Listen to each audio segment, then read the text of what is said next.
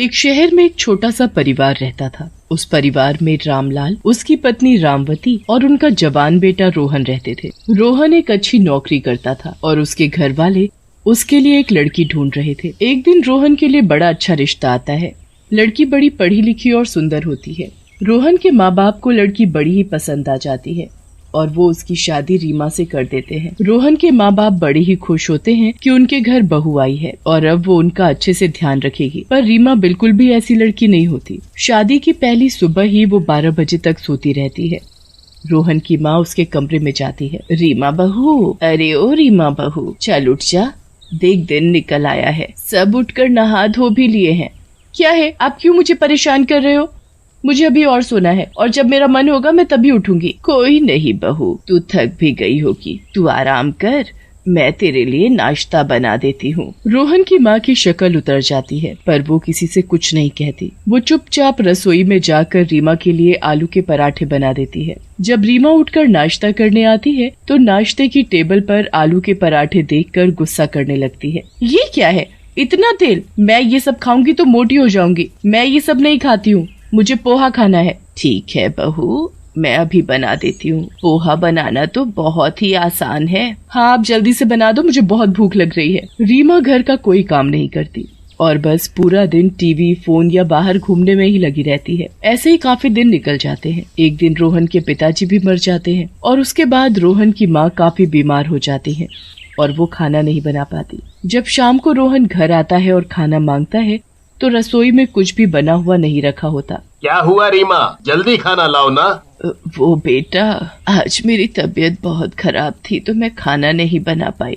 खाना और आप? खाना तो रीमा बनाती है ना। हाँ और क्या, खाना तो मैं ही बनाती हूँ। माँ जी, आप ऐसे क्यों बोल रही हो जैसे खाना आप बनाती हो और मैं कुछ नहीं करती। रोहन, आज मैं मेरी सहेली से मिलने चली गई थी क्योंकि उसका एक्सीडेंट हो गया था। मैंने बस आज के लिए माँ जी को बोला था कि खाना बना देना, पर देखो ना, एक तो उन्होंने मेरी जरा से भी मदद नहीं की और ऊपर से मुझे ऐसे बोल रही हैं। नहीं रोहन बेटा, ऐसा कुछ नहीं है। ये आपकी बहुत गलत बात है माँ। आज के टाइम में कौन ऐसा करता है? बहू को बेटी की तरह रखोगे तो वो भी आपको माँ बाप समझेगी ना।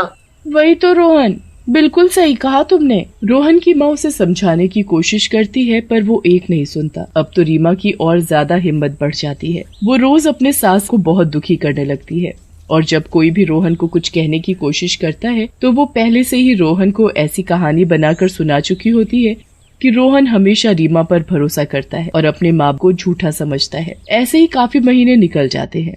फिर एक दिन रीमा की तबीयत खराब हो जाती है। रोहन रीमा को डॉक्टर के पास लेकर जाता है तो पता चलता है कि वो माँ बनने वाली है। माँ, आपके लिए खुशखबरी है। क्या हुआ बेटा? आपकी बहू माँ बनने वाली है। अरे वाह बेटा, ये तो बड़ी ही खुशी की बात है।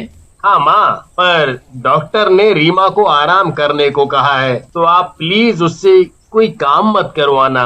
नहीं नहीं बेटा, मैं कहाँ उससे कोई काम करवाती हूँ, मैं तो सारा काम खुद ही करती हूँ। अरे माँ, अब आप फिर से रीमा की बुराई मत शुरू कर देना प्लीज। रीमा को अब और बड़ा बहाना मिल जाता है। वो पूरे 9 महीने खूब मजे में रहती है और फिर उसके बाद वो एक बेटे को जन्म देती है। वो लोग उसका नाम यश रखते हैं। यश को उसके दादी खूब प्यार करते हैं। रीमा तो यश का बिल्कुल भी ध्यान नहीं रखती और उसकी जिम्मेदारी भी अपनी सास पर डाल देती है। यश भी धीरे धीरे काफी बड़ा हो जाता है। वो अपने दादी से खूब प्यार करता है।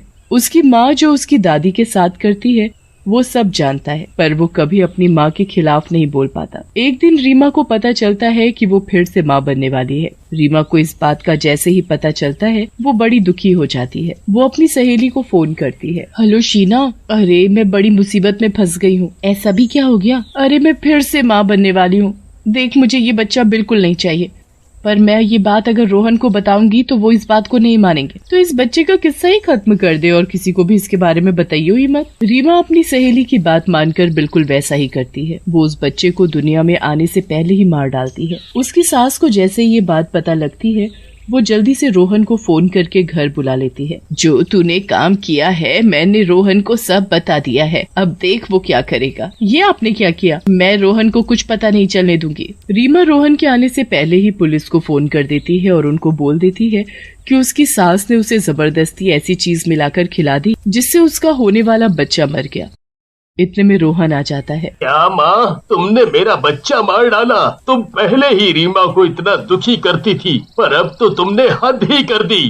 पुलिस रोहन की माँ को पकड़कर ले जाती है और जेल में बंद कर देती है। बेचारी बूढ़ी औरत बिना किए की सजा भुगतने लगती है। सालों ऐसे ही बीत जाते हैं और अब उसका पोता यश भी काफी बड़ा हो चुका होता है और उसकी नौकरी उसी जेल में लग जाती है। वो छुप छुप कर अपनी दादी के लिए खाना लेकर जेल में उनसे मिलने जाता है। बेचारी दादी बहुत बूढ़ी हो जाती है और एक दिन उसकी मौत हो जाती है। इस बात का पता बस यश को होता है और वो किसी को भी ये बात बताने लायक भी नहीं समझता। यश को अपनी दादी की बहुत याद आती है। एक रात उसकी दादी उसे सपने में दिखती है और उसे जेल में उससे मिलने आने को कहती है। अगले दिन ही यश जेल में अपनी दादी वाली कोठरी में जाता है। वहाँ वो एक चुड़ैल को देखकर बहुत डर जाता है। चुड़ैल! हे भगवान! मैं चुड़ैल नहीं हूँ यश बेटा, मैं तो तेरी दादी हूँ। मैं मरने के बाद चुड़ैल बन गई क्योंकि मेरी आत्मा को मुक्ति नहीं मिली। दादी? पर दादी, आपको मुक्ति क्यों नहीं मिली? क्योंकि मेरे ऊपर एक बहुत बड़ा झूठा इल्जाम लगा हुआ है और दुनिया को यही लगता है मैंने अपनी बहू के बच्चे को मार डाला। मैं इस कलंक के साथ ना तो चैन से जी पाई और ना मेरी आत्मा को शांति मिल पा रही है। अब तू ही कुछ कर मेरे बच्चे। दादी, मुझे तो सब कुछ पता है कि आपने कुछ नहीं किया और माँ आपके साथ क्या क्या करती थी, पर मैं करूँ तो क्या करूँ? बस तू मुझे इंसाफ दिला दे मेरे बच्चे, ताकि मेरी आत्मा को शांति मिल सके। ठीक है दादी, मैं आपको इंसाफ दिला कर ही रहूंगा और मैं रोज आपसे मिलने आऊंगा और आपके लिए पहले की तरह ही खाना भी लाऊंगा। आप चिंता मत करो। यश रोज अपनी दादी की आत्मा से मिलने जेल में जाता और उनके लिए उनकी पसंद का खाना लाता। यश की दादी यश को देखकर बड़ी खुश होती है। वो घंटों वहाँ उनसे बातें करता। अब तो आसपास के कमरे में रह रहे लोग यश को पागल समझने लगते हैं। ये लड़का लगता है अपनी दादी की मौत का सदमा झेल नहीं पाया और पागल हो गया है, जो रोज यहाँ अकेले अकेले घंटों बातें करता है। सच कहा भाई तुमने, मुझे तो अब इस लड़के से ही डर लगने लगा है। कहीं इसे अपनी दादी की आत्मा तो नहीं दिखती? अरे ऐसे मत बोल भाई, मुझे वैसे ही डर लगता है। यश और उसकी दादी उन दोनों कैदियों की बातें सुनकर खूब हंसते हैं। इसे क्या पता कि तू यहाँ मुझसे मिलने आता है। अगर किसी दिन मैं इनको अपना चुड़ैल वाला रूप दिखा दूं तो सोच इनका क्या होगा।